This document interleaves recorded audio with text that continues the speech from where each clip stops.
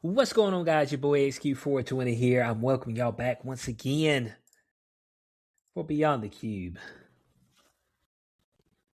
Of course, as always, we have got the powerful one with us, the one, the only, Corey Hughes.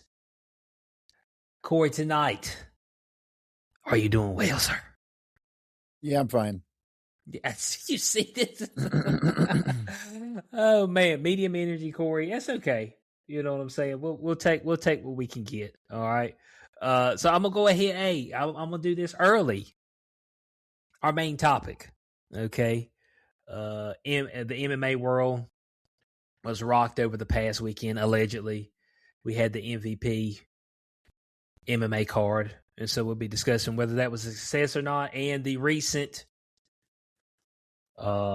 news that Conor McGregor will be returning to the octagon. Oh, okay. Man. Yeah. So we'll have a little bit of a switch up, you know what I'm saying, for the main topic. We'll be discussing that. But yeah, I mean, there's plenty of other stuff that's been going on. Well, allegedly, okay. Plenty of other stuff that's been going on. The Iran, the China, allegedly, you know, Trump was over there making a deal with China. Corey, I think you had said maybe Trump was going over there trying to tell China and tell Iran to calm down. You know what I'm saying? Settle down a little bit, trying to get them back in line. What do you feel? What do you feel like that whole meeting? Allegedly, there was a $1 trillion deal they're trying to get done. Allegedly building some of their facilities here in the States and things of that nature. How do you feel about that particular meeting? What do you think it was actually about? I don't have a fucking clue. Trump doesn't know what he's doing. He doesn't have a clue what's going on. So that meeting had about no value because ain't shit going to come of it, because until this war is resolved, ain't nobody cutting new deals with the U.S. Okay. Now, I mean, now they're saying that we've got, you know, or that now we're exporting a ton more oil. Okay. As far as from the U.S., people coming to us to get some oil. Now, I don't know what kind of benefits that the American people are reaping as far as that goes. I don't see any currently, but that's the running rumor around the street. No one can explain to me why the fuck we can't use our own oil. Why the fuck can't we use our own oil? It's alleged that the type of oil that is produced on these grounds, we have not built the refineries to properly do the, of course, refining process of our oil. Are we the dumbest people that have ever lived? Well, you know, yes. Look, the energy dependent thing. We got all this fucking oil. We got all this oil. We got the most oil of any country in the fucking world, which is truly unbelievable. And so, hey, let's build a bunch of refineries for a different kind of oil. Yeah. That's the fuck. Who's making these decisions? It's probably the same people that's making the decisions for everything. Like when I look across the board. How much gas, yeah, go ahead. You know how much gas is in Iran? 20 cents? 17. Yeah. 17 cents, 20 cents. Yeah, that's how much it is per gallon. You know why? Because they drill it out of the fucking ground, they refine it, and they sell it to you. They don't fuck around with fucking sending it to 6 countries first. Fuck you. It's so stupid. Oh, man. Hey, I mean, you go over there, you might feel like you're back in the, about the 1960s, 1970s. You know what I'm saying? I still see where some of that stuff pops up where, you know, gas was 80 cents a gallon. You know what I'm saying? And the crazy thing, hey, look, here's what I know. Throughout the history of man, there's always been broke niggas, okay? So when that gas was 80 cents a gallon, motherfuckers were struggling to fill the tank. I know my dad told me that. He's like, yeah, bud. He's like, his dad, he's like, yeah, man, we had a $20 light bills and my dad struggled to pay it. But you hear that now, you're like, $20? Like, shit, bro, they can just barely get me fed right now. I mean, if you think about it. Especially if you DoorDash. What was it? A guy at work, he DoorDashed the other day. He DoorDashed him some Popeyes. He got him a 3-piece tender meal with a large fry and a drink. $22.73. I said, woo. Right. So here's the deal. So I have to, unfortunately, I end up doing Grubhub probably at least twice a week on a busy week, like 3 times in a week. And so I've come to learn their system over the last couple of years. And so I have looked for places where I can get a meal delivered with tip and everything for $20 or under. And I've been able to keep that. I got about a half a dozen restaurants I can order from that I can get a decent meal delivered under $20 with the tip. But unfortunately, some places, you ain't got much of a choice. And then they sneak in little fees for some restaurants and not others. Mm-hmm. And so, but like I got a place downtown that I go and I get 3 sushi rolls and a soup and salad, and it's $17.99. Okay. By the time I leave a tip and everything there, I'm spending $25-$30. I can get that fucking meal delivered to my house with tip and everything for $27. So there's some restaurants that I have found that you can go for the exact same price as if you sat down there in person, right? And so that's how you got to manage your Grubhub without going crazy. And you got to become the expert at the value menus, right? Mm-hmm. Taco Bell, Okay. they got all these little box meals. They always have one box meal that's like $8 and change. And then the rest of them are like 12, 13. But there's always one that's like $8. And so that one with a tip, you can get that delivered for under $20, and that's worth it. And so you just got to learn to work the system. And there's a place here, an Indian place, that if you order at lunch between a certain time, you get buy one, get one free, basically. And so you have to learn to take advantage of the system. Same thing with like Instacart. Instacart, generally speaking, is expensive with the tip and all that. But you got to learn to use the coupon system within Instacart, because there's coupons and deals every week. And so I heard some the people systems are saying expensive. They are. Yeah, I heard some But you people can learn to saying work that they around were that they were making bank delivering for Instacart. Really? They were Well, making here's the like thing. a dude said he was making $1,200 a week. I said, shit. Well, that's not out of the question, because let's just say, well, no one's out there doing one Instacart order. They're out there doing 3 or 4 at a time while they're Right. shopping, right? And so I tip like $5 to $7 when I get Instacart. Okay, so if you got 4 people tipping, let's say $5, and you can knock out 4 and get them delivered within 90 minutes. Well, that ain't great money, but I'm sure you get paid a base fee of what, $7-8 per, and then you get a tip on top of that, so you could make $50 in like an hour and a half. I can see that easy. But and then you look at some of these people, they're like, this person's a platinum Instacarter, and they got 2,000 fucking orders delivered, bro. Yeah, you getting right, It's a lot. I mean... And honestly, like, I this is their sales pitch, and I hate to agree with them, but like, how much time does it save you to not go there to the grocery store? If I go to the grocery store and do a full shopping, that's eating at least 90 minutes of my time. Minimum for me to get up, go to the store, walk around that shit, push a cart, pay for the shit, get home, unpack it. You're looking at an hour and a half easy. And so what's your time really worth? When you can go and get someone else to do the shit for you. And also, it tells you right there in the Instacart, it'll tell you if there's a store markup or not. And they'll have days where there's no store markup, right? Like Safeway often doesn't have a store markup.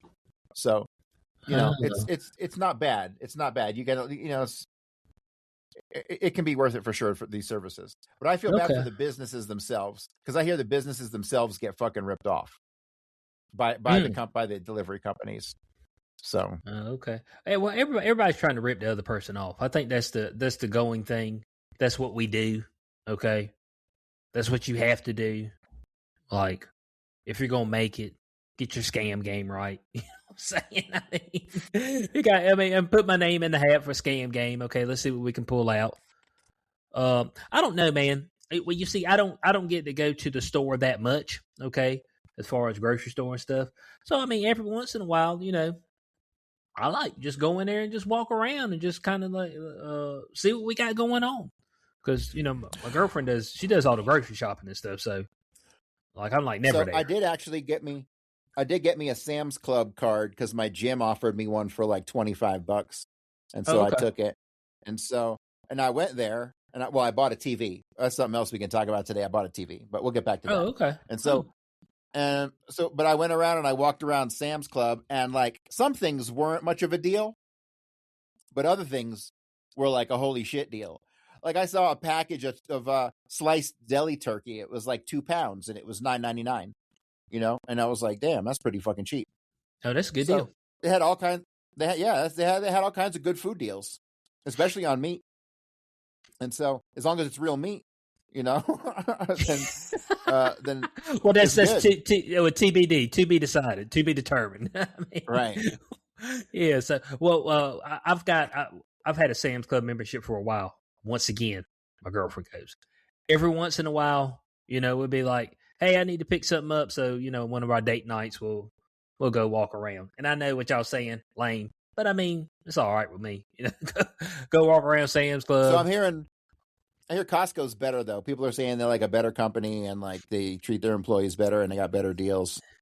Yeah, I don't have a Costco in my area. Well, you've got the, I don't know. Well, I believe it's new. It's called BJ's Wholesale. You got one of those in the area? Yeah. Okay. I don't. There's one in Denver. I think there's one in Denver. Okay. Let me look this shit up. But I know what you're talking about. I've seen them around before. Yeah, old BJ's. I think that's the name of it. Did I say that right? Oh, let me make sure. Somebody be like, man, you just saying stuff. BJ's Wholesale. Let me see something here. Yeah. BJ's Wholesale Club. Low prices from leading brands. The first place I had seen one of those was that I had personally seen one was in Myrtle Beach, but then I went back home during Thanksgiving and they had one on the backside of there. So it's not one of those membership places, you know, buy in bulk. Oh, yeah, we don't have one in Colorado, I guess. Oh, okay. Is it East Coast only? It may be East Coast only. It might be. Yeah, maybe East Coast only. You know, like, so, man, you got to think them margins on wholesale shit like that ain't very much, man. They got to be operating at a very, very low, a very, very low profit margin. Well, the question is, how is anybody actually, you know, making it? Everybody's laying off. Everybody's firing. Damn, people's market value is quote unquote going down. Well, I think Sony just released that they took a $760 million dollar impairment loss with Bungie. That doesn't mean they lost money. They just said the evaluation of what they bought it for was $760 million less. So I don't know what that means for tax purposes or whatever. You see studios. I see a lot of stuff right here, Corey, in the gaming industry, where a lot of the gaming industry struggling around the board, especially with like live service games. So I keep up with this subject matter for sure. Mm-hmm. And the thing is, no one wants to spend $70 on a game. And these fucking AAA publishers are thinking you're going to spend $70 on a game. Like they're working on that next Destiny game. And that bitch is going to be like $79 when it comes out. And then they're going to try to jam like $40 expansions down your throat. And people are like, go fuck your goddamn self. And so the indie games are crushing it, dude. I just picked up, I'm always picking up games, but I just picked up Windrose, which is like the fucking pirate survival game.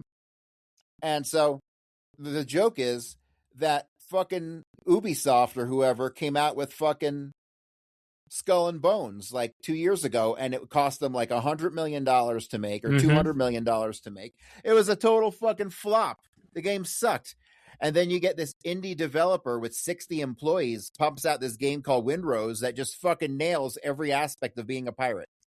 And everyone fucking loves it. And they just basically mock the fucking the big publishers, you know, who just know what the issue is, right? The issue is that you've got poor leadership. All the leadership is worried about some analytics on a sheet of paper and the number of this and number of that. And so instead of making a proper game to start off with that people would enjoy, they try to cut corners and they make poor decisions and they end up with shit. So let's take Bungie for instance. So they just recently released that that's it for Destiny 2. They've got an update coming out June the 9th, and that's it. That's all they're doing. They released Marathon March of this year. Okay, that's their newest flop.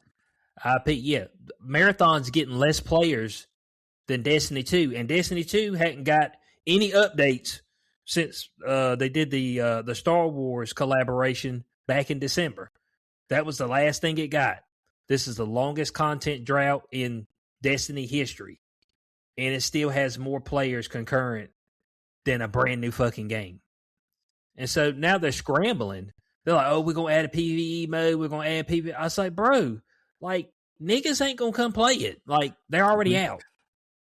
So, like, they keep pumping out these MMOs, even though it's kind of slow with MMORPGs lately. Right. They still come up with them. But, like, the ones that are still killing it today have been out 10 plus fucking years. Final Fantasy, Guild Wars 2, World of Warcraft. Yeah. These games are destroying new games that come out that can't hold fucking people for more than a month. You know, a game comes out, people are like, and then they're back to their old fucking comfort zone, you know? And people are happy with that. Like, the fucking corporate people don't understand the gamer mind whatsoever. You know what else is really big? Motherfucking old school side scrollers and 8-bit looking shit. People are coming up with new old games, and they're fucking selling 1 million copies. They're putting them out for $10 and people fucking love them. You know what I mean?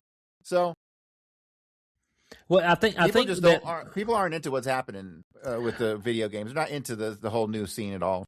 Well, here's the issue that we're seeing in multiple areas. So you look at video games. So this is rumblings. It took a $250 million investment to make Marathon. They ain't sell $250 million worth of copies. So that's an L. Now, go over to movies. They're spending $250, $300 million. In the box office, they bring in $150 million. Like the cost of doing anything is like astronomically high, or they just don't know how to make a product without churning out these big numbers. And the thing is that we don't have big time actors no more. Like there's no draws to the theater. Who's your draw? And the ones who were big, nobody really gives a fuck about anymore. Yeah, that's our generation. You know what I'm saying? Like putting Brad Pitt on a movie is not a draw for him anymore, especially when that's another problem with these guys doing 100 movies. You kill your own attraction because you're doing too much, you know? Mm-hmm. Well, it used to, and the reason that is because we got so many streaming services making movies. So we're actually hurting ourselves by putting out too much content. Yeah. 100%. Yeah, but the thing is that people like a lot of content as long as it's good. As long as it's good content. Because we talked about this multiple times, Corey. Back Star Trek. What, they have 30 episodes a season? It's like 24, 25, yeah. That's what I'm saying. So, like, you got to know characters. But now we moved to this 8-episode model that's ass. It's just straight butt ass. Let's just be honest. It's not good. Butt ass. Yeah. Butt ass. Yes, it is. It's not good. You can't connect with the characters. They try to wrap shit up real quick, and you feel like you missed out on stuff. And then it take them 3-4 years to make the next season. You're like, dog. I mean, and you look up there, and they'll tell you, what's it, 8 episodes? It cost them, Rings of Power, $400 million, $1 billion for 8 episodes. You're like, what? There's no way, man. There's no way you spend $1 billion on 8 episodes, man. What are y'all doing? You're like, can we sit around the round table with the CEOs? Can I just talk to y'all? It's just like, whenever somebody came to you with this proposal, and they were like, hey guys, we want to make the Rings of Power. I said, okay, how much are they going to run this? It's going to bring you $1 billion. It's like, shit, how many episodes am I getting? They're like, you're getting 8. What? I mean, like, I thought this was gonna be like a 10-season thing. You know what I'm saying? It's gonna cost me. Well, $1 here's what billion. it I'm seems like, like. okay. It seems like, I don't know if this is the case with Amazon or if they did everything in house, but these companies farm out their production on some of this stuff. Like, look at Star Trek. Star Trek farmed out their production to some company run by some fucking faggot who pushed all that trans shit. And that guy was responsible for like Discovery and fucking Strange New World and fucking Starfleet Academy. And like he had something else on the agenda, but then they finally fired him, right? So he's finally out. But Paramount outsourced the entire creative and production to this third-party company to make for them. And so that's a problem too. I don't know if Amazon is doing it. Is Amazon farming their shit out, or are they just doing it all in-house? I doubt they're doing it all in-house. It's probably a mixture of the two. It's a private-public partnership. Yeah. I highly doubt it. And also the fact that, you know, we can't help but to just, I mean, something to be woke. It's got to have an agenda in it. You know what I'm saying? It's got to have a gay agenda. It's got to have a racial agenda. You know what I'm saying? It's got to have, I hate Trump agenda. It's just like, damn, man. I mean, can you just make something? We want a good versus evil story, okay? Give us a good versus evil, all right? Give us some good action. All they got to do is go back to the classic Greek theater stuff. Man versus man versus the environment. Give us some good fucking nature films that kill us from volcanoes and shit.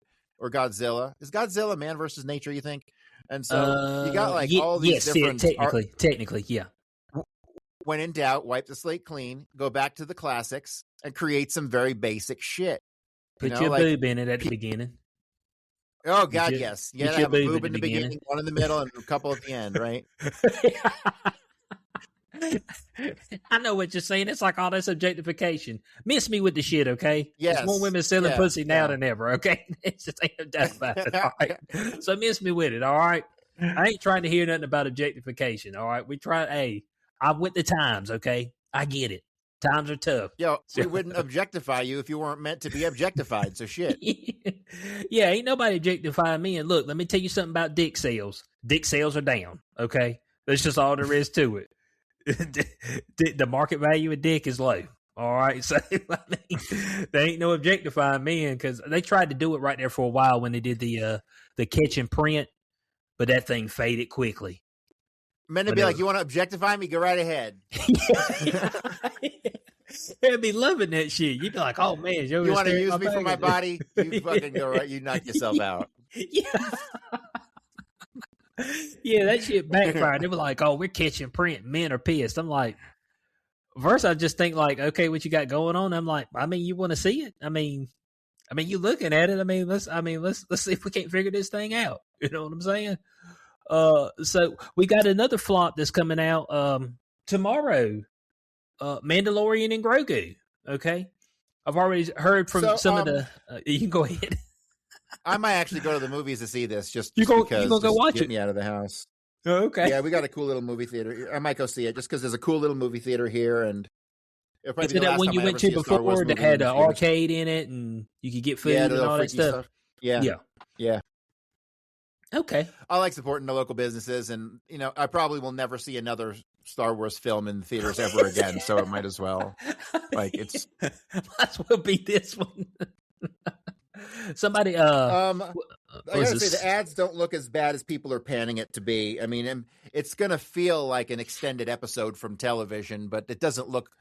The ads don't look terrible unless the storyline is just butt ass. You know, then we're fucking. It should be okay. You know. Well, they said it's 3 episodes into a movie. That's what they said. And it said it feels just like that. It feels like something like, okay, we got to the end of this episode. Now we're starting the next episode. Oh, it straight up feels like that. Oh, shit. Yeah. See, that's not good. You're supposed to hide those little transitions, you know? That's what folks said they feel like, you know. And so, you know, that what was I saying? It's like, I think some people who got invited to the initial the screening. Yeah, screening or whatever. They were like, oh, man, this is going to be a hit with the women. I'm like, women don't go watch Star Wars. Dude, these bitches don't know their own demographic. Like, what the fuck? You're looking at like 18. No, you're looking at like 16 to like, well, these days, 16 to 50-year-old men Yeah, are going to see Star Wars. Star Wars is for. I ain't saying there's no chicks that don't like Star Wars and watch it, but it's mainly men. Okay, you know what I'm saying? It's kind of like when They Playboy need to bring tits back to Star Wars, like because at least in fucking in Return of the Jedi, we had Leia in the slave costume. We ain't got none of that today. Yeah. We struggling. You know what I'm saying?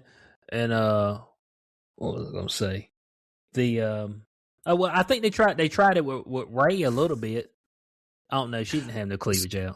So she ain't even attractive. She's like some weird non-binary fucking weird lesbian. Yeah, but you see, knowing your demographic is key. It's like when Playboy put that dude on the cover. It's like, yeah, dude's gonna be naked in here. You're like, hey, nigga, this is Playboy. You know what I'm saying? I mean, that was just some weird Jew shit, man. Jews try to ruin everything. Is that what that was? That was 100% what that was, dude. 100%. They're trying to tell me this dude was a woman. Let me just see. Okay, so these people know the psychological impact of magazines over time. It's why the CIA started like a whole bunch of magazines back in the fucking. They started Time and Life and fucking Ms. Magazine and all the fucking social cultural magazines that came out in the 60s and 70s were all fucking CIA. Like all of them. Right? So they know the power. They know the power of media in that magazine form. Might be a little less today, but they fucking knew what they were doing when they put a fucking tranny faggot on the fucking cover of Playboy. That was another attempt to undermine the culture and destroy something that had been there for 100 years. Because that's all these people know how to do is destroy. Because they can't create anything. They just fucking steal and co-op. Yeah, this is true. Duke of NY said the force is female, even though 90% of the fan base is male. And they tried that with the Acolyte, okay? They tried real hard. And you want to talk about a fucking flop. My God, man. I mean, bro, I think I watched it and I don't even remember it. It was so bad. Like my mind has blocked it out like I was molested or something. No, don't you remember when, damn, I can't even remember the bitch's name now. Oh, black bitch. When my man, the Sith Lord came up out the pond and she looking at his dick. I'm like, man, what we got going on here? Cause I'm like, she over here looking at my man's cock piece. I said, "Ho, bud, what we got going on with Star Wars, man? We got butt naked dude up here. I'm trying to figure out." You know what? I was shocked, man. I watched Greenland. Have you seen Greenland? Is that that's with I think it's Gerard Butler. I think of Greenland too. I was shocked. Yeah, I watched it too. It sucked. So they both sucked. Really, in hindsight, they both sucked. So, but here's the thing. Like, it was actually a fucking white family unit was the fucking lead family in the thing. Like, when was the last time you seen an all white family unit? Usually they're mixed in some way. Yeah, they're always mixed. So they gotta dude. There's some fucking commercial I seen. It was something stupid like cookware or some bullshit like that, or soap or some nonsense. And it was like this gorgeous white family, and then she's holding this like Japanese kid. I'm like, what the fuck are you doing? What the fuck? Japanese baby from? Yeah, what the fuck? Why do you got to throw in this shit in the middle of a fucking soap commercial, right? See, people they don't understand the cultural impact this has. Like, I mean, they just don't. It's fucking terrible and fucking. And they look, just push it on us on purpose. I don't care if you mix. I mean, it doesn't make any difference. But everybody that mix. Don't be.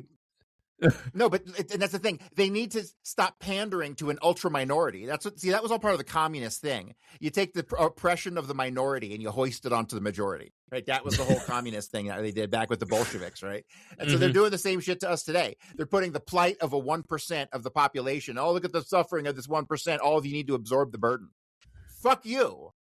How about fuck you?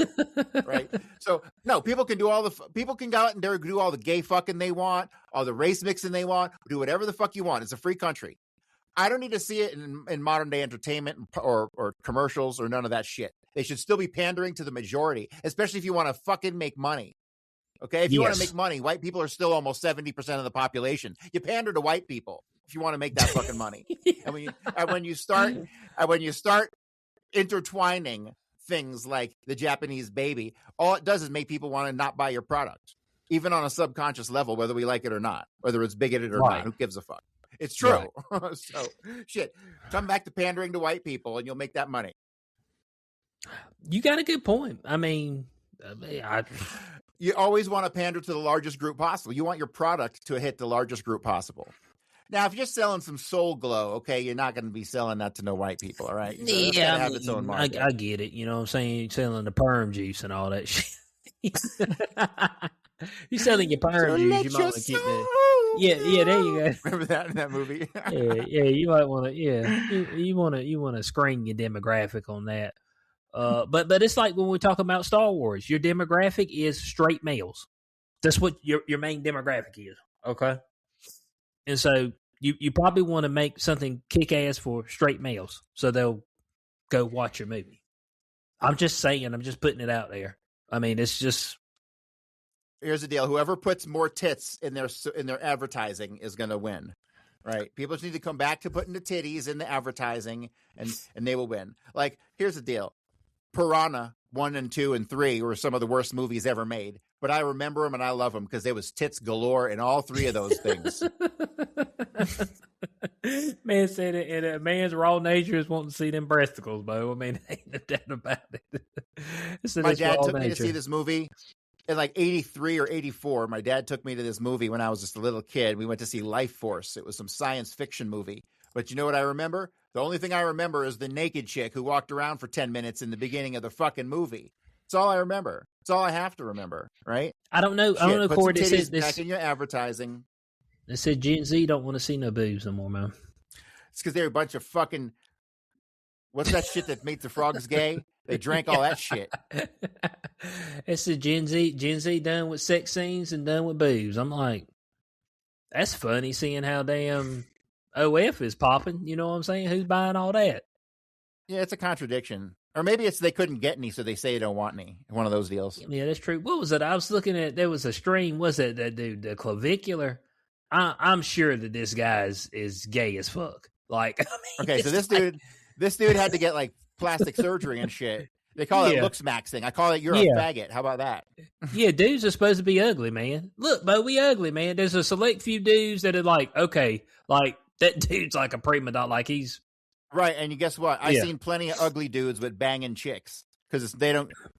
If you got the dick and the personality, your looks kind of come secondary to these people. Yeah. So us dudes, we're supposed to look rugged. We're supposed to look rough. We're supposed to look like, you know, we had it a little worse for the wear because it's just what we look like. Women's supposed to be pretty, scar down the face. Yeah. Women's supposed to be pretty. You know, we're supposed to be rough looking. And then you got clavicular, and this nigga, he's metrosexual. Like, there's no doubt about it. I mean, I'm like, bro. He seems to have taken the place of Neon, that fuck Neon who was with Iggy Azalea. I can't even believe I know that shit. Neon's one of the top 10 streamers in the world. How? What does he do? What does he fucking do? What does this nigga do?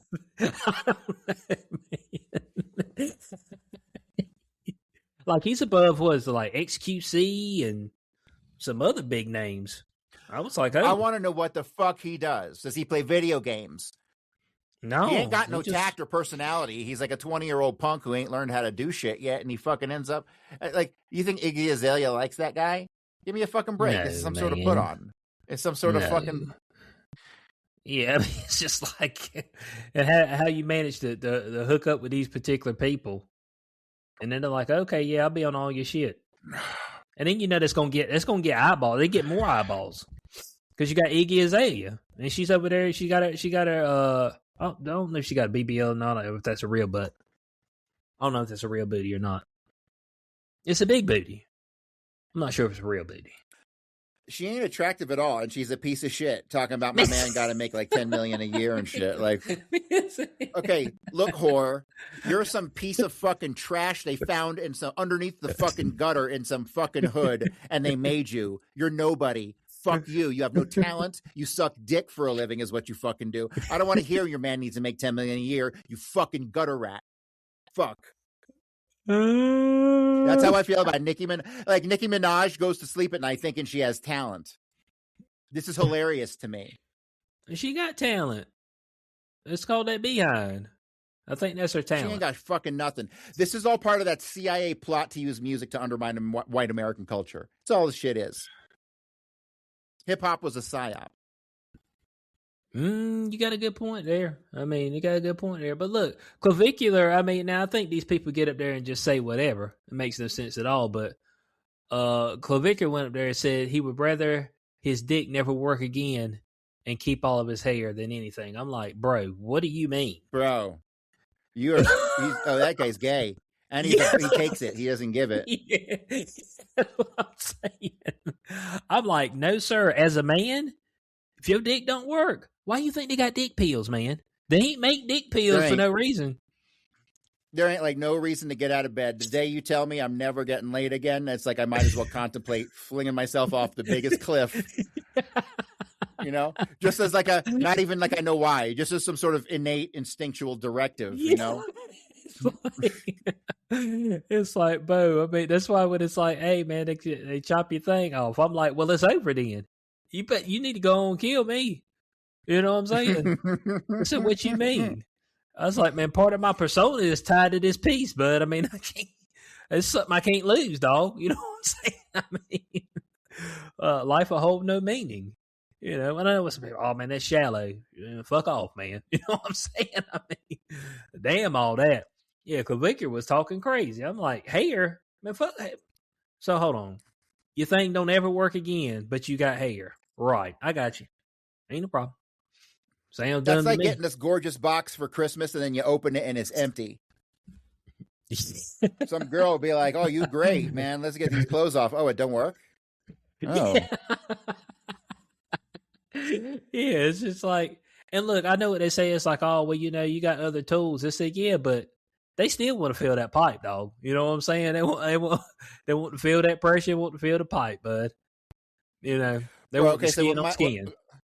When I was living in Denver, probably, I don't know, 7-8 years ago, my dad's best friend came to see me. He was passing through town, and he was in his 70s. He was like mid-70s, and he was old. He died since I last saw him, but he came through, and he was telling me, no joke, all these retirement places and the 55 and up communities and all this stuff, all they wants to do is get the pipe. Mm-hmm. That's it. He's like, all these older women, they all just want to get the pipe. He's like, it's the easiest it's ever been in my life. I'm like, you're 70. Man said, I'm out here killing them. He said, I'm out here killing them. So I'm 50. I got 5 years, boy. And it's the 55 and up community for me, bro. There you go. Hey, you can get in. Look, here's what the deal is, okay? They done already went to the menopause, so they ain't got to worry about pregnancy. So it's just full steam ahead. You can bust away. That's what I'm talking about. And look, that's the way I prefer it anyway. It's a little crusty. Look, man, no, man, ain't nothing wrong with that thing. But I'm as a man that knows. Look, I'm just letting you know. It don't do like the rest of it, okay? You know, the rest of it might be, you know, a little worse for the wear, but I mean that she still be all right. You still feel good about it. But you know, when they're 50, when they're past their menopause stage, then they just open up because most women don't want you to use a condom. Okay. I know that for a fact. That 99% of women don't want you to use one. They want you to go raw. That is true because they're stupid. They're fucking retarded. But hey, that's fine with me because I'm not one of these people. Remember, all that STD shit's myth, bro. There's like, I ain't never seen it. Okay. I heard herpes was real. I'd known a couple people who told me they had herpes, but I ain't never seen it myself. So said I ain't seen it, so I don't believe you. I said I don't believe you. But bro, it's amazing. It's been shocking. It's really been shocking to me how many women like genuinely don't give a fuck if you wear a condom or not. Like you're like, okay, so I just met this dude and I'm gonna let him drop in me right now. What's wrong with you? What is wrong with you, woman? No, I'm trying to tell you, like there's something instinctual about when you bust that load and they feel that. Like I don't know, but it's like feral instinct. And look, I'm down with it. Look, that's why I always knew what my demographic was. I said, look, man, I'm not interested in condoms. I'm not interested in pulling out. So I'm like, so I know what my demographic needs to be because I'm not looking to have any kids. So I mean, so I roll with that. I mean, I've told public, I said, look, man, when I get in, I won't be getting out until the job is done. I mean, I'm just like, I mean, it just is what it is. It's all good, it's all good. But yeah. So once they get past that menopause age, Bo, it's no holds bar. You know what I'm saying?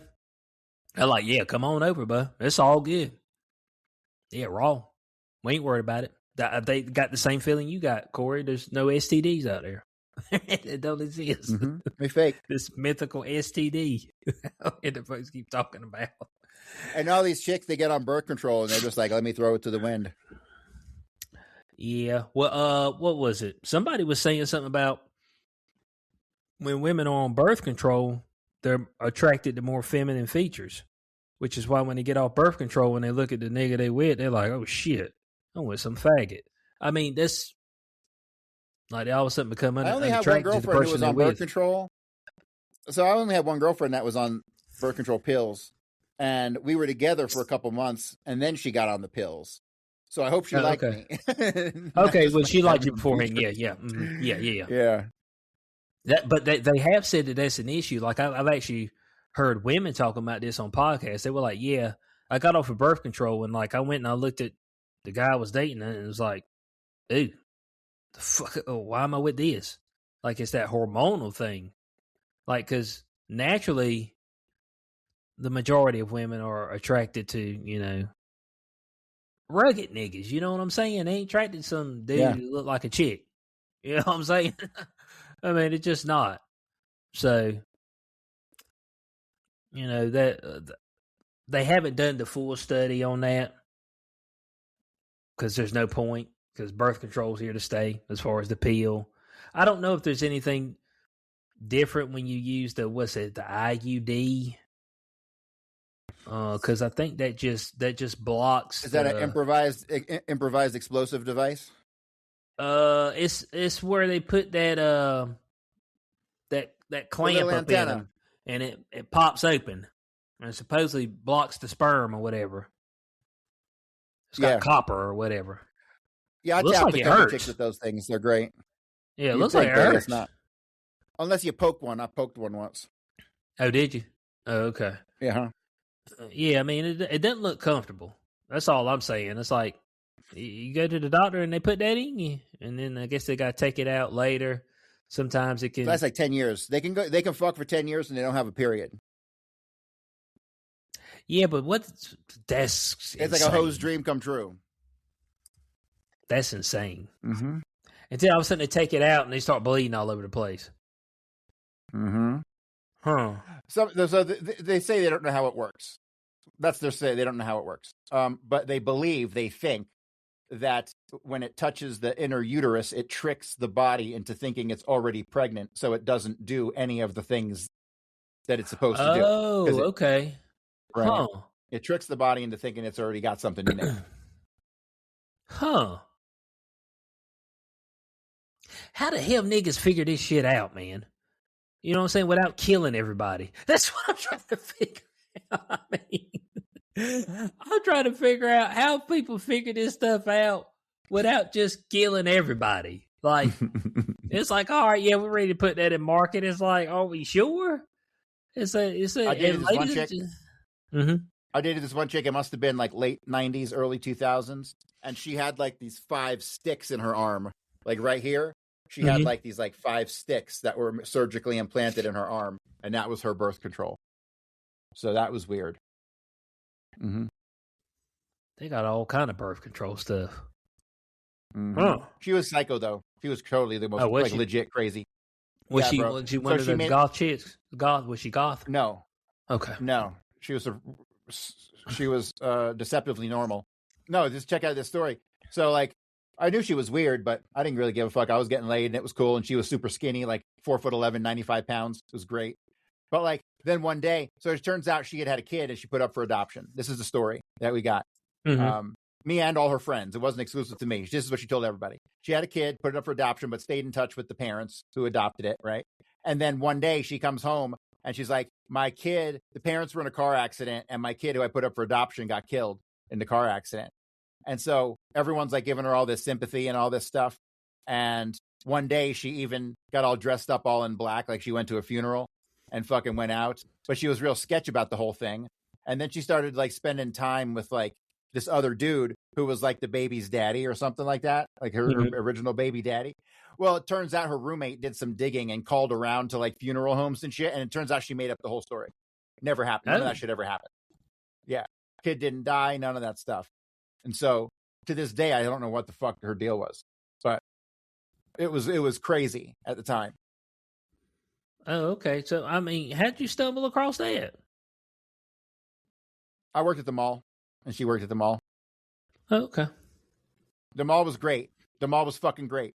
When you die and go to heaven, for me at least, there's a little piece of heaven that's me banging mall chicks. Oh, it was so good. And that's where you usually met folks, wasn't it? You met them at the mall.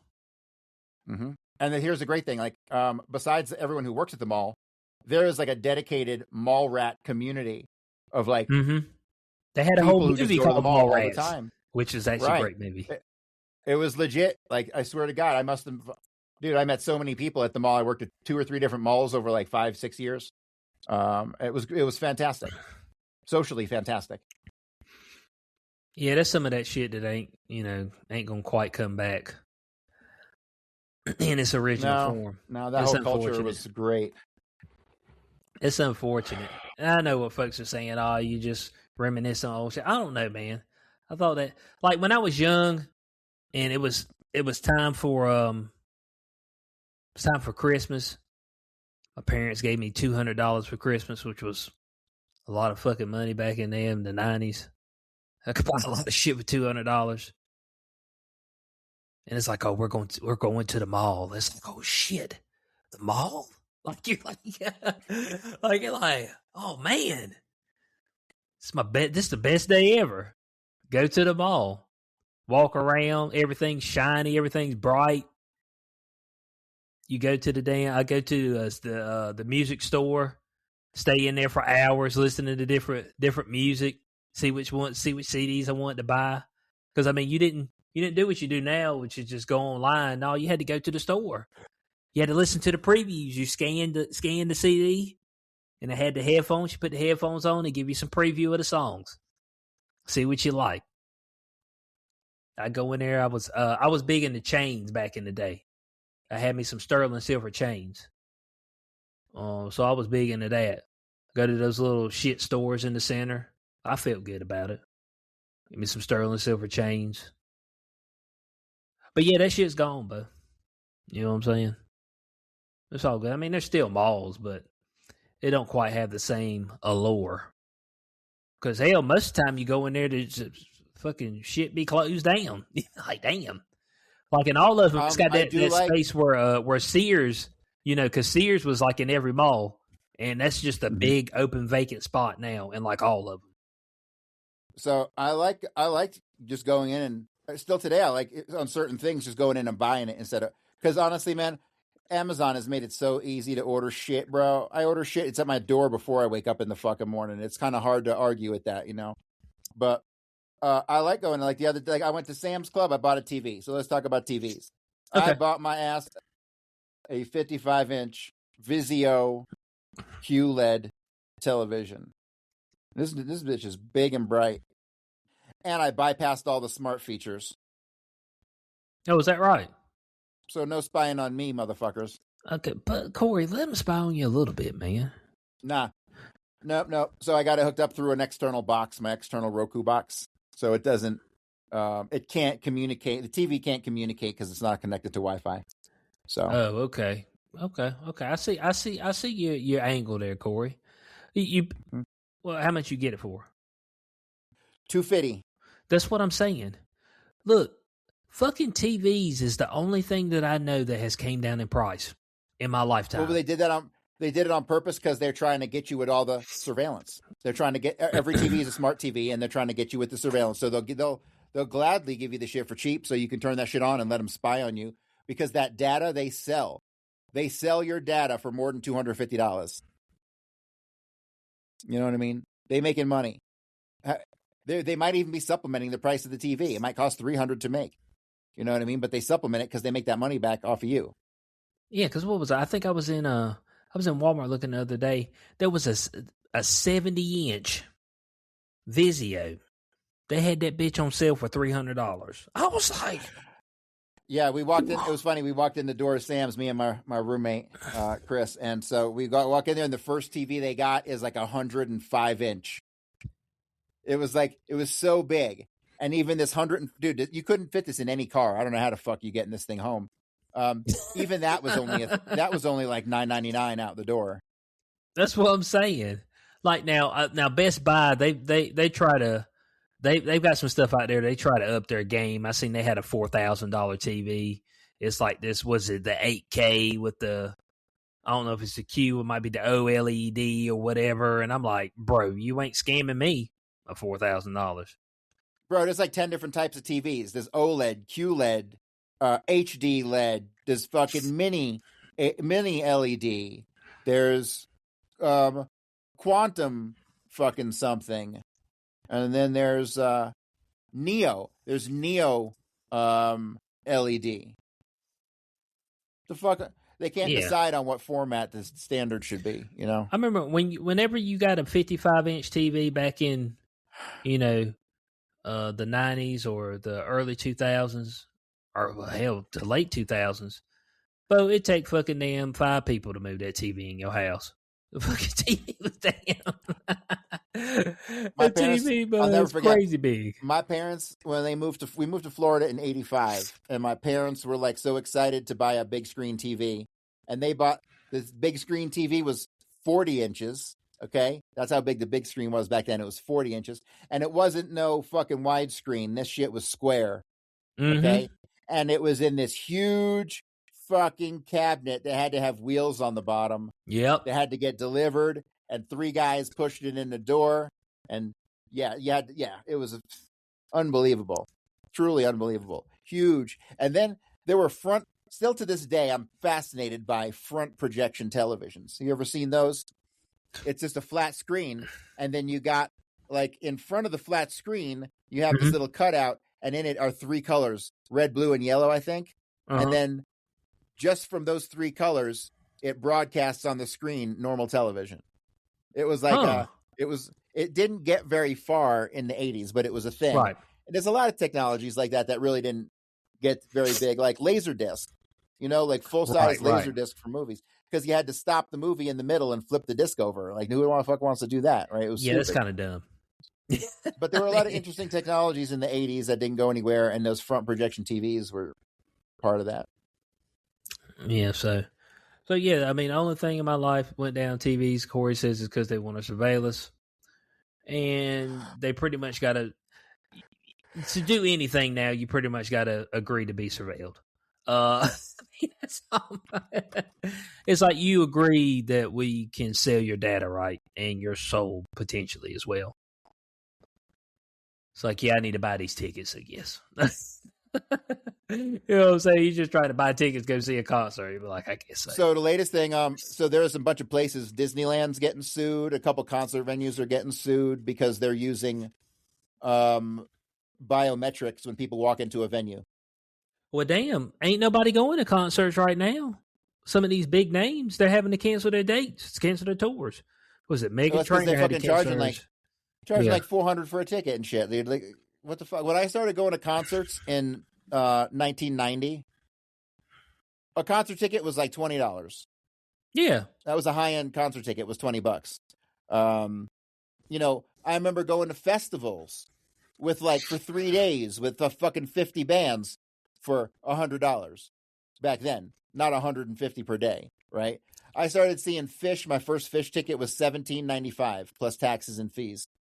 This Fish ticket I'm getting ready to buy next week when I get paid, it's like $450 for 3 nights. That's a dick buster right there. Well, I know Megan Trainor had to cancel hers. Was it Post Malone? Well, Post Malone said, "Oh, well, I canceled mine because I wanted to make some new music and put it up." There's a couple other big name artists that had to cancel theirs. I did see that 98 Degrees. I missed it. 98 Degrees was they were doing a little bit of a stand up bit over there at Epcot the other week. it looked bad. Nick Lachey and the boys up there. Yeah, like I feel bad for those boy bands, you know. All those guys should have just made their money and just dipped, you know, made their money and gone and done something else. Like Vanilla Ice, like he made his money and he went and rebuilt houses and shit. Yeah, that's what I'm saying. Let it go. You just let it go. But I seen Nick Lachey and the boys from and they still busting out their old school moves too. You know what I'm saying? It's just like they're wearing all white. I'm like, it's like New Kids on the Block coming back. I'm just like, guys, let it go, man. Oh, we're coming out with some new music. Yeah, but you shouldn't, though. Let's talk about what you shouldn't be doing.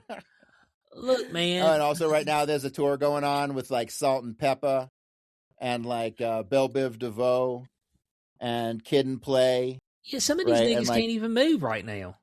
Like, I mean, some of them in wheelchairs and shit. It's like, bro, your knees about gave out, man. You know what that lets me know? Everybody keep telling me the economy's doing so great. Can't be doing great. These old niggas having to go back on tour. That's all I know. Because they ain't going back on tour because they don't need no money. 98 Degrees ain't performing at Epcot because they don't need no money. Nick Lachey and the boys need some dollars. I got a couple of TikToks with them up there. I was like, it came on my TikTok feed and I was like, I said, this looks like 98 Degrees. And I said, oh, holy shit, it is. And the thing is, 98 Degrees was like one of the shitty boy bands. You know what I'm saying? Yeah. They weren't even one of the good ones. They were one of the shitty ones. So I was like, Epcot, y'all struggling like that dog. Y'all can't get nobody else up in there. I mean, we still got J-Lo's still out there shaking her ass, touring. You know what I'm saying? She's still out there bent over, booty out. So, I mean, don't tell me that everything going well, because these folks still having to work. You know what I'm saying? So it's just like, they ain't doing it for the love of the game neither. All right? Because ain't nobody going to watch them but us old fogies. And all of us old fogies about to be out right here shortly. So, you know what I'm saying? We're just going to be out because we just going to have the money to go spend to go watch them. That's just it, as we can see from what's been happening right here recently. You know, so I don't know. We've had a shift, and of course, all the shift happened since 2020. And they said that what really took a turn for the worse with this market is when, of course, you had 2020 with the lockdowns, and then everybody kind of got back out second half of 2021, and that's when you had like Taylor Swift went on tour, and I think somebody else did as well. I think Chris Brown, and you had these crazy ticket prices. Well, folks have been cooped up in the house for so long, they were like, dude, I need to go out and do something. You know what I'm saying? And so they paid the price for them, and then everybody was like, oh, shit, we can charge that for tickets. But now niggas is like, no, cuz I don't give a fuck about all that. You know, so now they're having to back up because they ain't selling out. I mean, I don't know why Meghan Trainor thought she was going to sell out Madison Square Garden. Why are you playing such big venues? You're Meghan Trainor, and you're not even big. You ain't even think no more. So that's a lot. That's a weird thing about music business because I like to consider myself pretty. I try to keep up with at least what's going on, whether it's my thing or not. So I kind of know like what the music scene is going. And I see these bands come through fucking Red Rocks, which holds like 6,000 people, which is like a pretty exclusive venue. Mm-hmm. I ain't never heard of this fucking band. What the fuck are you talking about? Who the fuck is listening to this bullshit? Right? And then I see bands that clearly shouldn't be playing Red Rocks. Like, I fucking love the band Taking Back Sunday. They're fucking amazing. Right. Every album is fucking just great.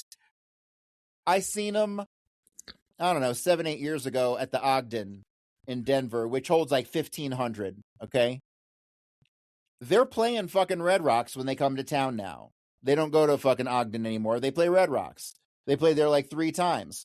I promise you that fucking place ain't even half full. Like, why the fuck are they wasting everyone's time? Yeah, they don't make any sense. We have venues in Denver that'll hold 2,500, you know, that don't need to go to no 6,000. The Fillmore is the best venue. If you're into that kind of band, like a Slayer size band, you know, like something like that. Like, we got the Fillmore, which is fucking awesome. Taking Back Sunday, A Decade Under the Influence, probably one of the best alternative rock songs made, in my opinion. Yeah, that whole, like, their first, like, fucking 4 albums or 5 albums are just, like, not a bad song on any of them. And they're powerful. And he's like, it's all about him and breaking up with his girl and shit like that. And the lyrics are just on point, you know? Fuck. Yeah, it's awesome stuff. Yeah, but, you know, that for some reason, a lot of these bands, single singers, they're biting off more than they can chew and try to fill these big venues. And I'm just like, why are you trying to know your demographic?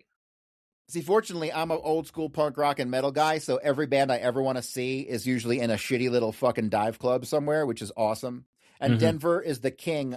I swear to God, Denver's like one of the best places in the fucking world for concerts if you're into like punk and metal.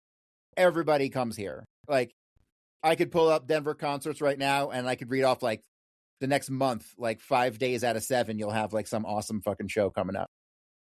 Fucking is so great. So great. Better than Vegas, better than LA.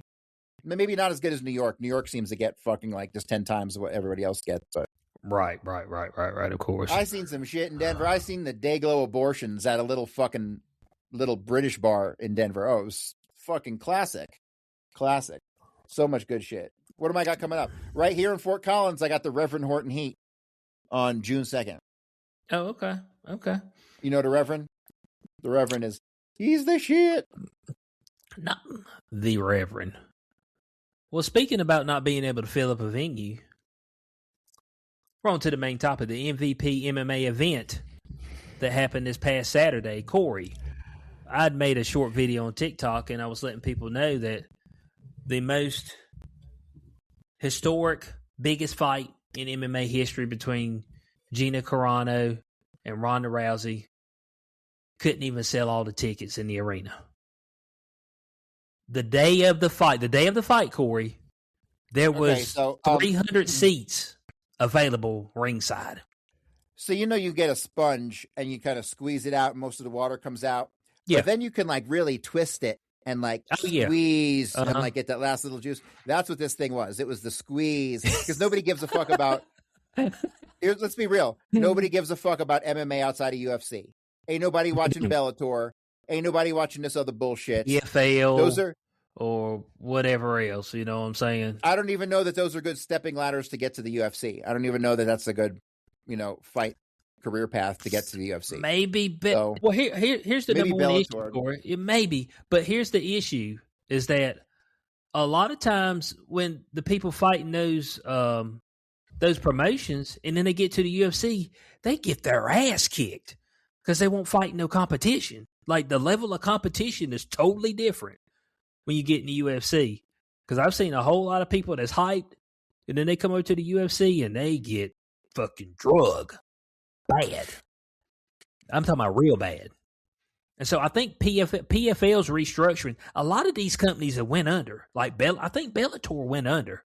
PFL was the thing. Yeah, PFL was the thing, but I think they're restructuring, allegedly. Now we got MVP, MMA. I'm like, MMA's it's kind of passe. Everybody should be going back to professional wrestling. That's just legit. What? Well, I don't know, but I mean, the professional wrestling, it's like there's some issues there as well. Mainly one of the number one issues is that you can't say the shit that you used to be able to say. That's true. That's the number one issue. We got to be honest, because if we go all the way back to the Attitude Era, you know what I'm saying, which was like one of the golden ages of wrestling. But they were saying some outlandish shit. They were pulling women's pants off and smacking ass and pulling titties out, call them a bitch, and let me get you poutine pie and. It's just like, but they were getting after it, son, telling folks to suck it. You know what I'm saying? You get right on TV and tell somebody to suck it, point at your dick. You know what I'm saying? I mean, bud, that stuff ain't flying nowadays. That's offensive, okay? And they got the shit on Netflix, and it's too offensive. That's what I'm trying to figure out. I'm like, on Netflix. So here's the biggest problem. So let me tell you a specific problem with WWE wrestling in general. They got 3 or 4 different programs that if you're into WWE, you're going to want to follow. And they put each of those fucking programs on a different pay network. One of them's on Peacock. One of them's on fucking Netflix. I think. Yeah, Raw's on Netflix, I think. And then you got like a couple other ones. NXT is on something else. And fortunately, they put the best of all the wrestling programming for WWE is actually AAA wrestling. They bought up AAA wrestling which was out of Mexico. And it was all the luchadors with the masks and they're doing the flips and all that stuff. Dude, they bought that. They broadcast all that shit on YouTube for free. It is the best wrestling content out there, period. It is fucking awesome. All the other shit, man, I don't even know where to begin. I got to settle for watching clips on YouTube because I'm not going back to Netflix because they're a bunch of fags. And I'm not paying Peacock because they only have like 1 out of the 4 shows. I don't want to pay for just to see. I'm not paying 10 or 12 bucks a month to watch 1 of 4 shows. You know what I mean? There's no fucking way for a real fan to get all the fucking WWE programming without spending $50, $60 a month on various services. It's just not fair. And it's retarded. And it highlights how bad this whole streaming a la carte shit has become. Well, I mean, so the numbers came out for this MMA fight, and they're saying that this was the most viewed MMA fight of all time. They said, no fucking way. No fucking way. Yeah, 17 million viewers was his peak. Now, was it on you? Was it free on YouTube? No, it's on Netflix. Netflix has 325 million subscribers. Nick, if you got a subscription and you were like, "Oh, this is on there," oh, okay, let me look at it. Like, how many people tuned in? 17 million. That was a peak. I think it stayed pretty consistent around 12 million, and I think the final fight stayed around 9 million. They were pretty. There's been some pretty upset people saying they think the whole thing was fixed. Okay, Corey, let's talk about this. Okay, it wasn't fixed, and here's why it wasn't fixed. Gina Carano is not an athlete. She's always been a pretty piece of ass. She's only like a 6 to me, though. And on top of that, she had to lose 100 pounds. When I was talking to you, I was like, Gina Carano got fat. She ain't get big. Pounds? She was 250 pounds, dog. No, show me a picture. Yes. She was on Patrick David's show. And I was like, is that Gina Carano? Because after she got fired from The Mandalorian, because if you remember in the first season of The Mandalorian, when she was in there, she was big. She was probably 190 pounds there. 180, 190. I said, she's a little big in there. And then, bro, I don't know if she hit a bout of depression and or whatever, but she got big, dog. Hold on, let me see. Gina Carano. I know this is not politically correct. I'm going to put fat.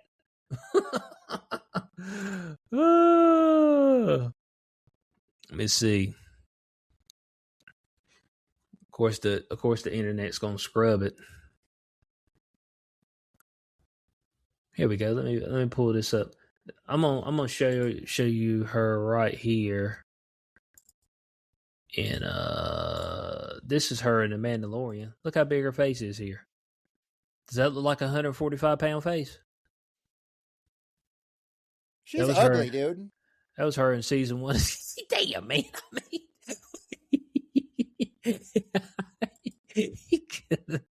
I mean, man just went right to that. It's like, dang, cuz. Let's see. They got all the new look at that one. There she is, all fat. Look at that. What? That her right there. Oh boy. Come on, man. Hold on. Let me do Gina Carano. Patrick. Bet B. David. When she was on that damn. Is that guy a fucking Jew? Is he? Bet David is a Jewish name. It is? Uh-huh. Anytime you see Bet or Ben before a name, it's some kike shit. Yeah, that's her when she was on the show. Look how much them cheeks were. Yeah, it's her right here. But she was 240, 250 pounds, man.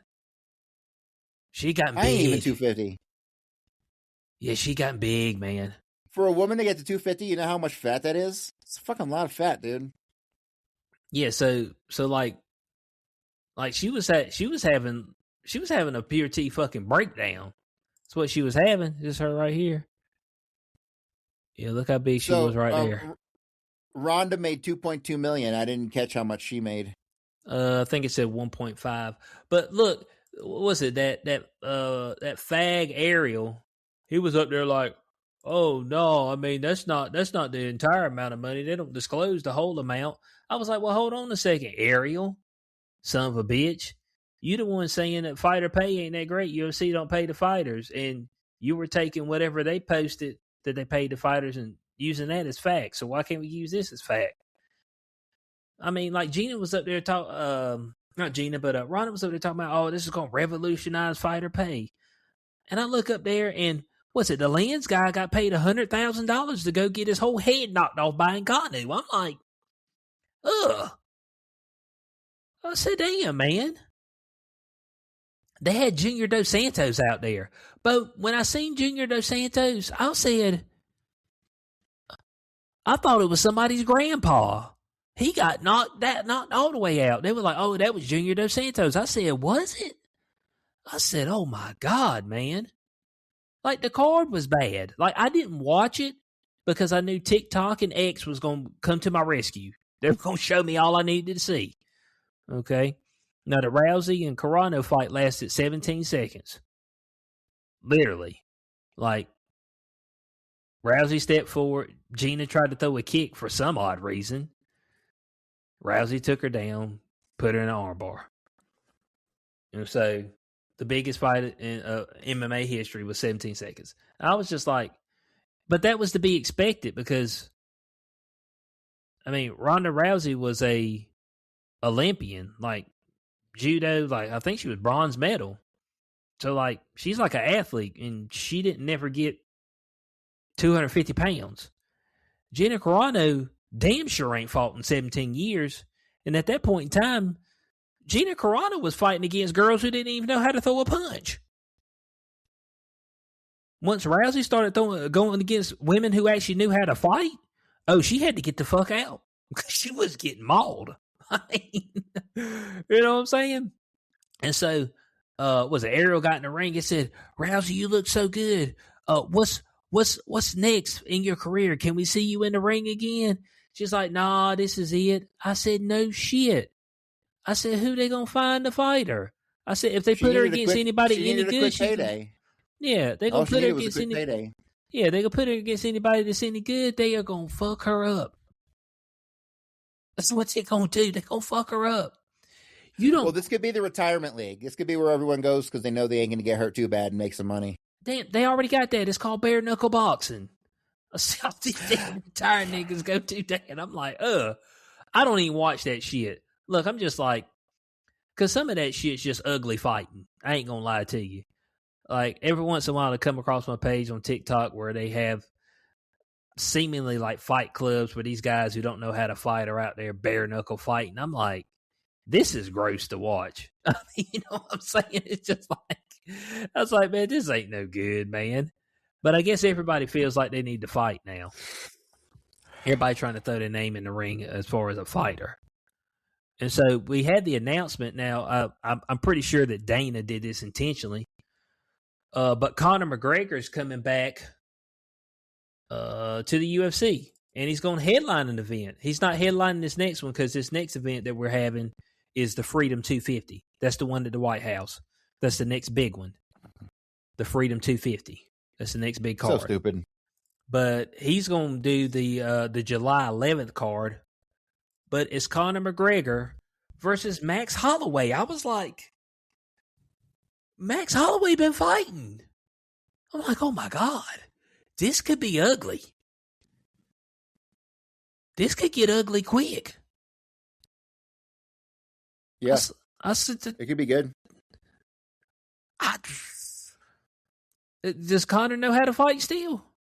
He ain't fought in 5 years. He ain't fought MMA in 5 years.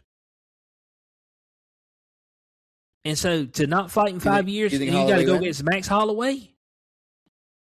Fuck, man. Can't they get old beater dude first? Q, bro. You're forgetting priorities here, man. These old motherfuckers need a payday. Everyone needs a payday. So just let him come back and get his money and get beat up. Let's just let him come back and get his ass kicked and get beat up. Hey, but look, there's some people. I don't know. I don't agree with niggas who are long in the tooth coming back. But obviously they're gonna be fighting it at 155. I said, can Connor still get down to 155? He ain't seen 155 in 5 years. Can he get to 155? Probably. But you just don't turn that shit. I'm not thrilled about him coming back at all. No. I don't give a fuck about him. No, he had his error. I give a fuck about this. I give a fuck about this White House card too. What, the Freedom 250? Mm-hmm. Come on, Corey. It's the Freedom 250, man. They got I give a goddamn fuck. Man, they got some top tier fights. I actually had somebody on my TikTok because I do some short clips with UFC stuff. And my man was like, well, I assume it's a man. It might have been a woman, but it's like, are you going to the White House card? I was like, no, I ain't never been to a UFC event. And I guess you had to apply in a raffle for tickets. And I guess this particular person won tickets to go out there and watch the fight in the grass. That's interesting. Yeah, which I didn't know that.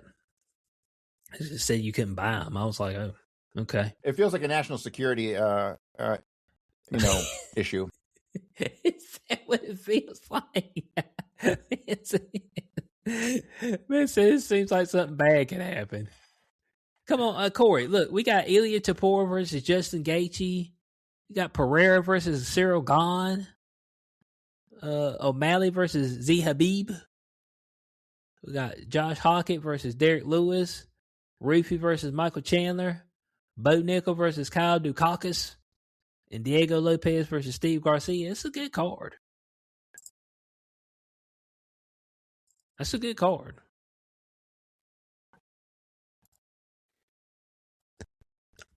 Nothing? No. I could care less. I mean, that is this type of stuff we got going on. And it's on a Sunday. Just to let you know, it's on a Sunday night. It's not on a Saturday. What? It's June 14th on a Sunday, man. Just let you know. Because that's the 250th birthday of United States of America. No, it ain't July 4th. It's like June something. What the fuck are they talking about? It's Freedom 250, man. I don't know. I think ain't they just no fucking anniversary of nothing. They're just, you know how sometimes, what's it talking about? Like leap years and all that shit. You know how like Easter moves?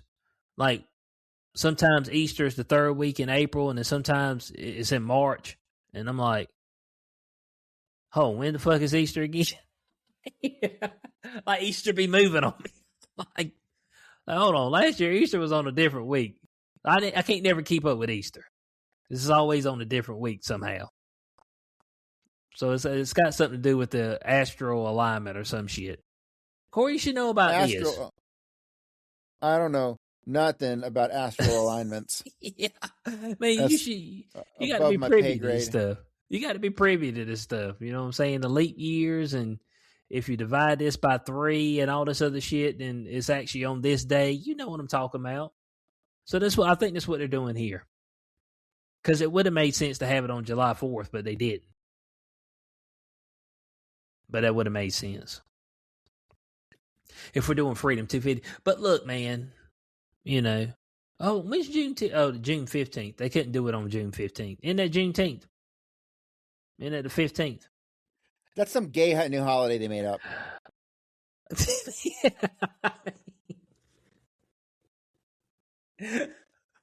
Why I got to be gay, Corey? Because it's fucking gay. It's fucking gay. Some equality bullshit holiday. I don't give a fuck. It's stupid. I'm making up shit to get your DEI fucking virtue signal on. Come on, man. That's when the black folks in damn Texas figured out they were free, man. So because they stupid and they didn't figure it out for a couple months, it's they get a holiday? Give me a fucking break. That's actually the way it is. It's actually the whole premise of it. Because, as you said before, because of failure in the mail system, they ain't get the damn letter. Hey, man, y'all been free for 2 months. I'm just tired of symbolism. I'm tired of symbolism. Let's dedicate this building to those who are oppressed in fucking Palestine. Fucking shut up. Just shut up with your dumb shit. Okay, you symbolism and fuck you. Corey, man, it's look, unreal. man, we got to have remembrance and we got to have symbols and all that stuff. You know what I'm saying? That's what we got going on. This is the world we live in, Corey. I don't know. I'm not big on symbols in my life. I ain't. You got was it some gang symbols like this or something or? You know? That may be them. I can't do no gang symbols. All I know, I just know be careful with your hands when you go out in public, okay? Don't be putting them right here at your chest for any reason. That's all I tell people. It's like, hey, man, just be careful with your hands, man. You know what I'm saying?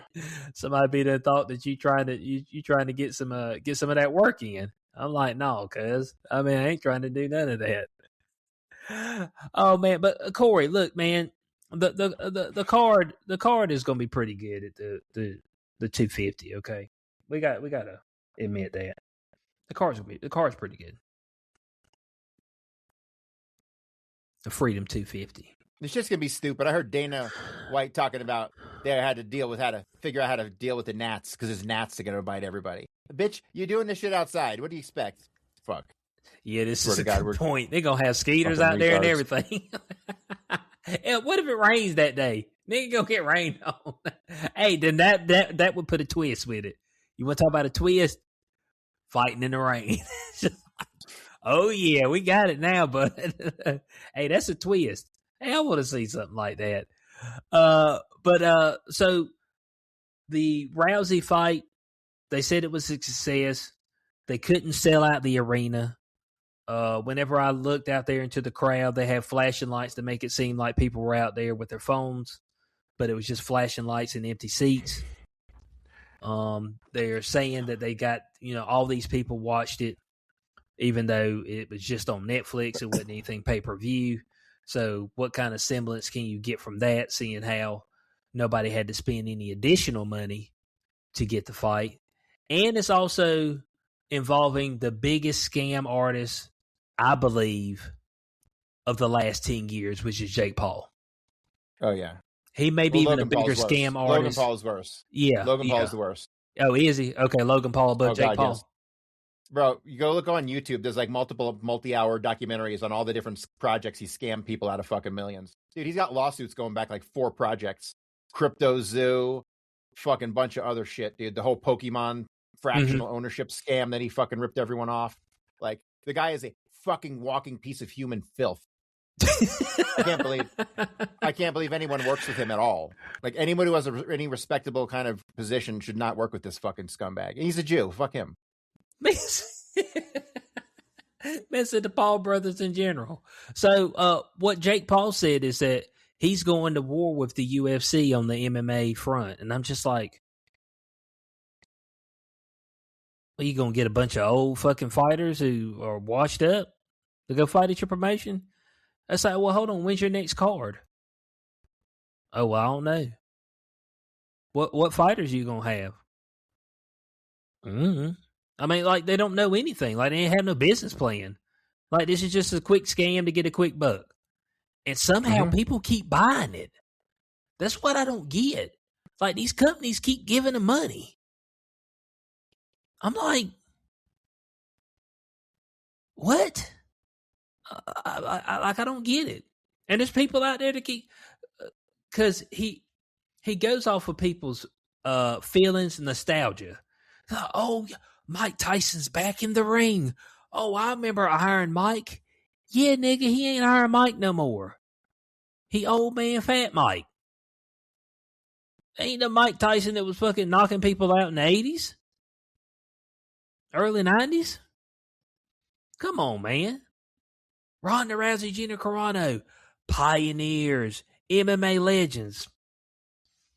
Now, Rousey may be legendary because she did win eight fights in a row as far as defending the belt. That's because she was fighting women who had no clue how to defend a takedown or throw a punch. And then once they started getting those women in the UFC, she was gone quickly, dispatched.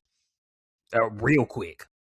And Gina Carano, she tasted power one time from Chris Cyborg and said, I'm good on this. You know what I'm saying? I'm going to go shake my ass, in front of a camera. That's what I'm going to do. I'm going to go be a movie star. So, I mean, let's calm down on him. Francis Ngannou is a legit fighter. Problem is, he's an ass, and nobody wants to fight him. Like, he can't sign anywhere. Like, I don't know.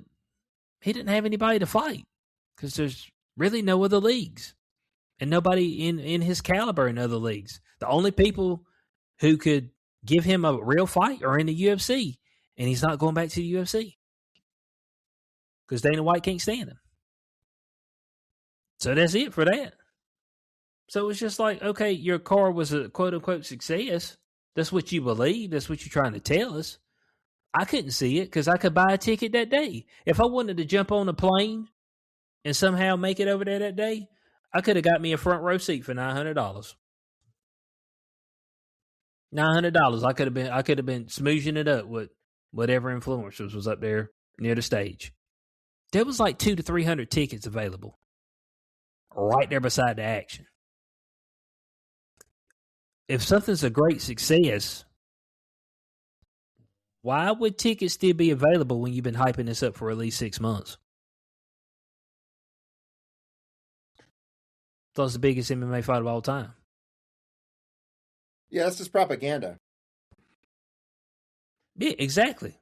And so, I mean, that's what they try. That's what they're using. That's what they try to use. And some people are buying it.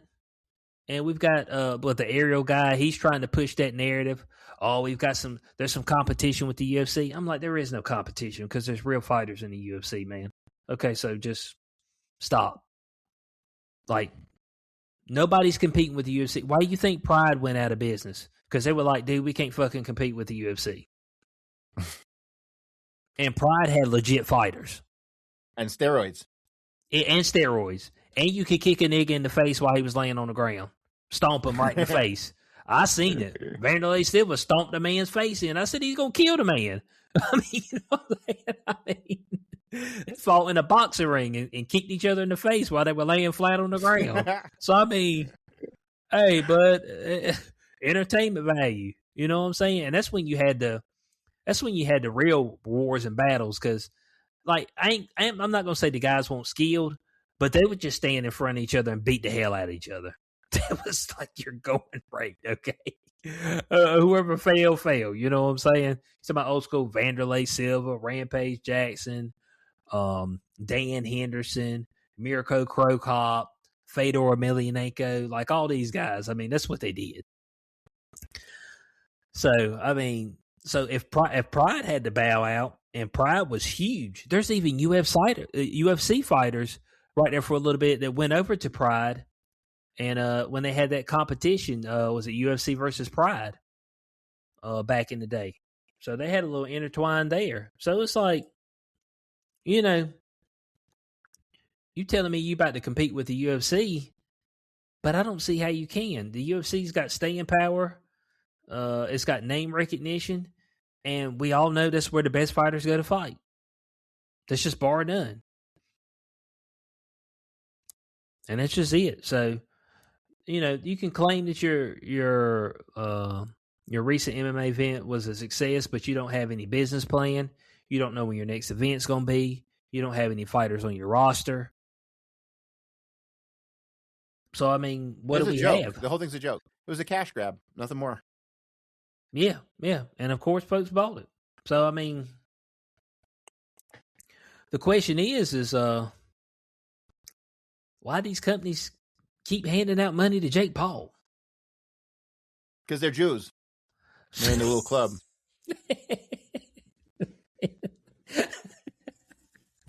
Of course, you want me to give you the long answer or the short answer? I said, I'll take the long answer this go around. Okay, it's because they're Jews. I put that in the beginning. It's because. The short answer, they're Jews. Guys, we appreciate you being with us on this episode of Beyond the Cube. My goodness. We got CoreyHughes.org. Make sure you go there. Support him for everything he's doing. We got A Wonder from History Volume 1 that's out. All right. Wonder from History Volume 2 will be out post-haste. All right. Post-haste. As soon as he gets everything together with the leather-bound book, okay, then you can get with him as far as trying to get your signed copy. Leather-bound.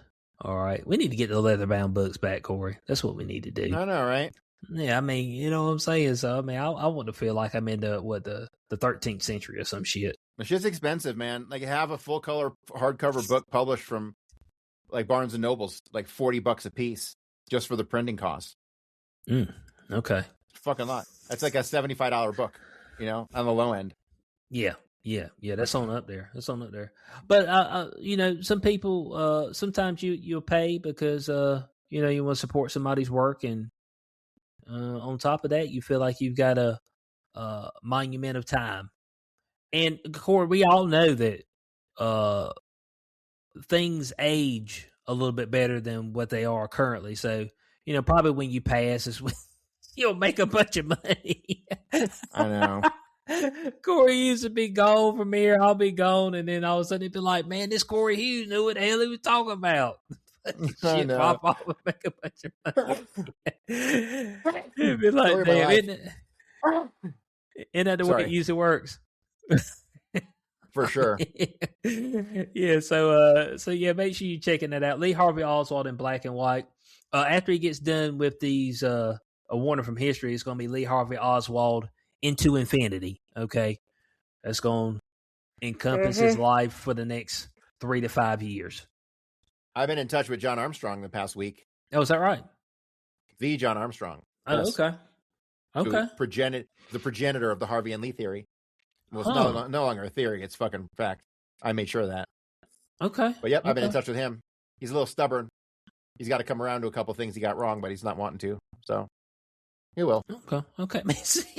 So don't worry, you will. Make sure you subscribe to his Substack, bloodyhistory.substack.com. All your World War II. Oh, were you about to say something?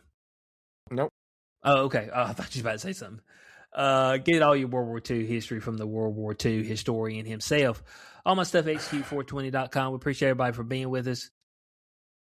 I'm not sure if we're doing Day Zero Sunday because I think people. We're not gonna. I'm not gonna be there. Because I gotta do this. Okay, we're going to have 2 people out. I always like to have at least 3. So no Day Zero this Sunday. So next time you'll see us will be the next Beyond the Cube. So we'll catch y'all then. Peace out.